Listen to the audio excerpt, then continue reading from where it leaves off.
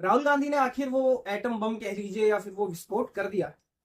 एक लंबी press conference करके उन्होंने तमाम चीजों को दिखाया है, बताया है, और उससे काफी ज्यादा सवाल अब चुनाव आयोग पर उठ गए हैं कि आखिर इस तरीके की जो धांधली है, या फिर ये जो एक आदमी के 4 वोट, उनका परिचय, उनका पत्र, तमाम मुद्दा है। प्रोफेसर साहब हमारे साथ और इसे समझना चाहिए।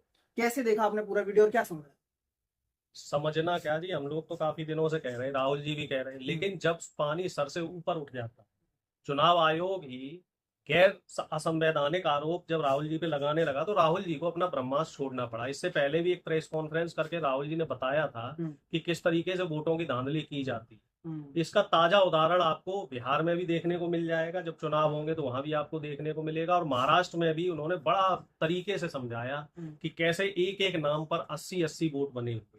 और वही नाम के वोटर और वही आधार कार्ड के वोटर आपको अलग अलग राज्यों में मिल जाएंगे। चार चार पांच पांच जगह से वो लोग वोट दे रहे हैं, यूपी में भी डाल रहे हैं, महाराष्ट्र में भी, दिल्ली में भी वही वोट डालने आ जाते हैं। और दूसरी बात यहाँ पे एक देखने वाली ये है कि पिछले 15 सालों में जितने वोटर नहीं बढ़े, उतने सिर्फ विधानसभा चुनाव के दौरान ही वोटर क्यों बढ़े थे। जब लोकसभा चुनाव हुआ उस समय वो संख्या उतनी थी, और उसके एकदम बाद से वो अचानक से वो सारे वोटर कैसे पैदा हो गए, कैसे वो वयस्क हो गए। और दूसरी बात इसमें ये भी देखने को आई है, कई तो ऐसे बोगस वोट हैं जिनके फोटो नहीं, हम्म। जिन पे पता XYZ में लिखा हुआ है, पति पिता का नाम XYZ में लिखा हुआ है। कई तो ऐसे राहुल जी ने बताए हैं वोटर हैं जिनका मकान नंबर 0 है। हम्म। कई ऐसे वोटर हैं जिनका एग्जिस्टेंस नहीं है, जो मर गए। हम्म। कई ऐसे वोटर हैं, एक तो सोशल मीडिया पे भी वायरल हो रहा है कि एक कोई कुत्ता है उसके नाम का वोट बना हुआ है, यानी कि वो भी वोट डाले।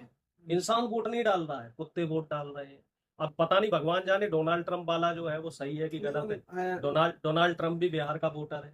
और एक मजे की बात देखिए, अगर बिहार की बात करें तो तेजस्वी यादव के दो दो जगह उनका हो रखा है, एक जगह से उनका निरस्त हो रखा है, दूसरी जगह से वोट बना हुआ है, और ये बात तेजस्वी जी को ही नहीं पता। मतलब पूरी दुनिया को पता है कि चुनाव आयोग किस तरीके की धांधली कर रहा है। और इस तरह की जो घटना है चुनाव आयोग की धांधली की, इससे मैं भी दो चार हुआ अभी 2022 के और 24 के चुनाव के दौरान।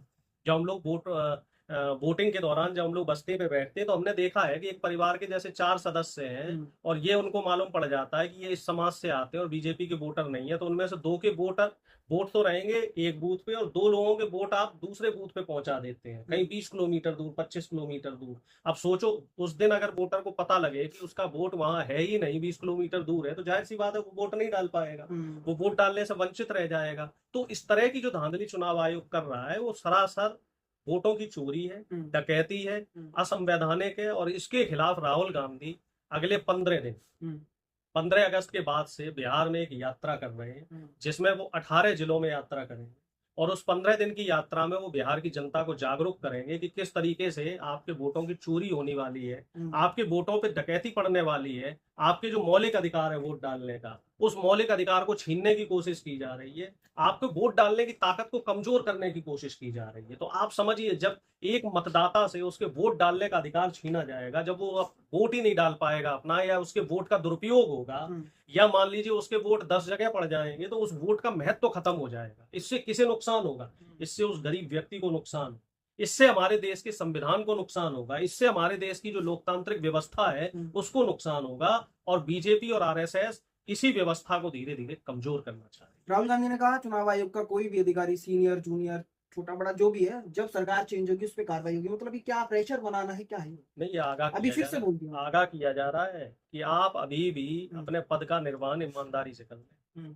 जो आपने पद के लेने समय जो शपथ खाई है कि संविधान की रक्षा करेंगे, अपने पद पर ईमानदारी से कार्य करेंगे, तो उसको ईमानदारी से निभा लें। इस बात को राहुल गांधी जी ने नेता विपक्ष होने के नाते आगाह किया, उनको चेतावनी दी है। अगर आप लोग ऐसा काम नहीं करोगे तो सरकारें बदलती हैं, और सरकारें जब बदलेंगी तो छोड़ा नहीं जाएगा किसी का भी।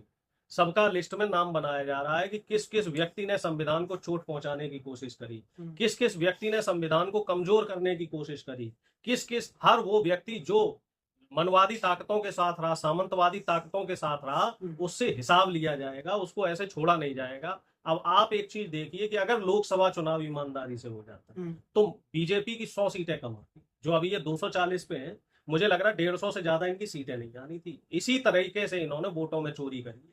ऐसी इन्होंने डकैती डाली है, ऐसे ही लोकतंत्र को इन्होंने कमजोर किया है, तभी ये 400 के लिए बहुत आश्वस्त थे। वो तो उत्तर प्रदेश की जनता बहुत ही महान है, समझदार है, जो इन्होंने सबक सिखा दिया और उत्तर प्रदेश में इनका विजयी रथ रोक लिया गया। अब सोचो अगर उत्तर प्रदेश में भी ईमानदारी से वोट डल जाता तो ये 10 सीटें भी नहीं ला पाती। कई क्लोज मार्जिन की सीटें ऐसी रही जहां पे धांधली होती हुई साफ तौर पे दिखी। और अमित शाह जी खुल के क्यों नहीं बोलते हैं, क्यों इस बात का जवाब नहीं देते हैं, क्यों प्रधानमंत्री बार बार विदेश भाग जाते हैं और संसद में नहीं रहते? जब संसद में उनसे सवाल किए जाते हैं तो उठ के क्यों भाग खड़े होते हैं?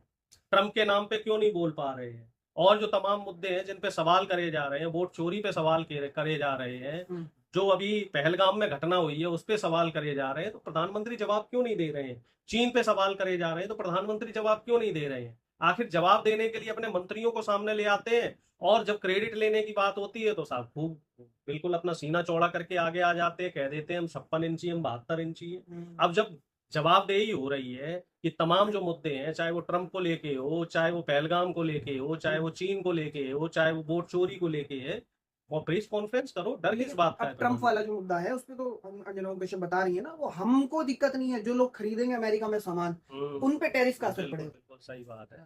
अंजना ओम कश्यप ने इतनी बढ़िया थ्योरी दी है और उनकी उस थ्योरी से वही सेटिस्फाई हो सकते हैं। अच्छा। अब एक बात बताइए कि कोई आईफोन अमेरिका से आता है, अमेरिका में बनता है। अब वो जो आईफोन मान लो हमें 1 लाख रुपए का मिलता है, ठीक है, अब वो आईफोन अगर सपोज करो 50% टैरिफ लगे तो जो एक्साइज ड्यूटी है वो 50% बढ़ जाए। अब वही फोन 1.5 लाख रुपए का मिले, सपोज करो मोटा मोटी, अभी मैंने कैलकुलेशन नहीं करी, मैं कोई सीए नहीं, तो फायदा किसे है? अमेरिका को फायदा है या हमें फायदा है? भाई वो ज्यादा टैक्स वसूलेगा तो उसे फायदा। अब ये कहानी घुमा फिरा के उधर अंजना दीदी ना पहुंचाए। टैक्स जिस पे लादा जाता है, अब गरीब जनता पे आटे पे, दाल पे, चावल पे टैक्स लगाया गया तो फायदा सरकार को है कि गरीब जनता को? फायदा सरकार को हो रहा है। डीजल पेट्रोल में तमाम तरीके के टैक्सेस लगे हुए हैं तो फायदा किसे? सरकार को।